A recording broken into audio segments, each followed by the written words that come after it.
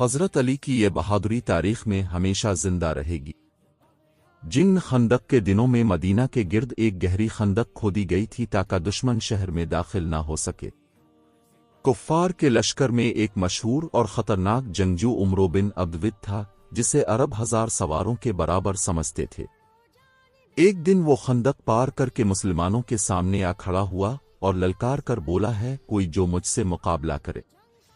پورا میدان خاموش ہو گیا، کسی میں آگے بڑھنے کی ہمت نہ تھی۔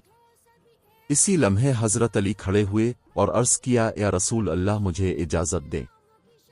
نبی کریم نے پہلے انہیں بٹھایا، مگر جب دشمن نے دوبارہ للکارا تو حضرت علی پھر کھڑے ہو گئے۔ اس بار رسول اللہ نے اجازت دے دی اور اپنی تلوار ذوالفقار حضرت علی کو عطا فرمائی۔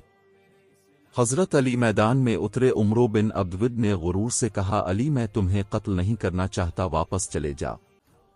حضرت علی نے پرعزم لہجے میں جواب دیا، میں تمہیں اللہ کی طرف بلاتا ہوں۔